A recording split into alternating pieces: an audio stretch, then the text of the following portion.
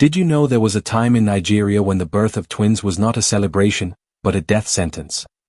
In the 18th and 19th centuries, in parts of what is now southeastern Nigeria, among communities such as the Efik, Ibibio, and some Igbo groups, twins were seen as unnatural.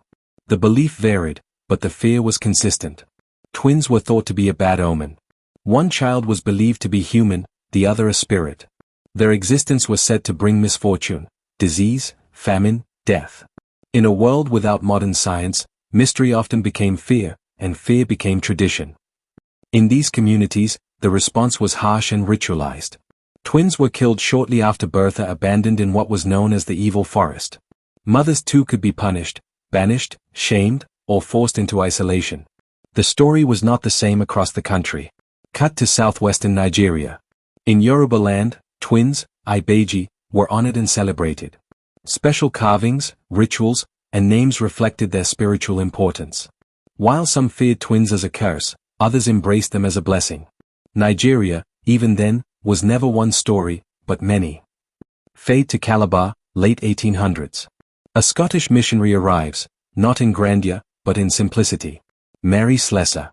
Born in Aberdeen, she came to work under the Presbyterian Church of Scotland, eventually settling in Calabar. But she did something unusual. She didn't stay distant. She lived among the people, learned their language, walked their paths, and listened. One day, she heard the story. Twins, left in the forest. At first, it seemed impossible. Then she saw it for herself. In the shadows of the forest, she found them, abandoned, weak, but alive.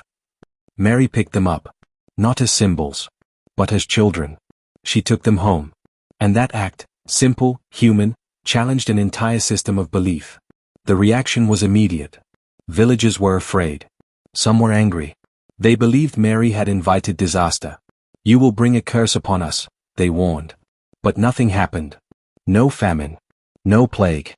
No destruction. Only children, growing, laughing, living. And slowly, doubt began to replace fear. Mary was not alone for long. Other missionaries arrived. They built schools, churches, small communities of refuge. They taught new ideas. That all children are equal. That life is sacred. That twins are not evil. The missionaries did more than preach, they demonstrated a different way of seeing the world. They combined religious teaching, education, practical care for abandoned children. This combination began to shift mindsets. Colonial authorities eventually introduced laws banning the killing of twins. But laws alone were not enough. What truly changed things was something deeper. Mothers began to resist. Communities began to question. Survivors became living proof. Tradition is powerful, but evidence is transformative. As more twins survived and thrived, the belief lost its grip. In village after village, the pattern repeated: a set of twins is born. Fear rises. But someone hesitates. Sometimes it was a mother. Sometimes a father. Sometimes a community influenced by missionaries. And that hesitation saved lives.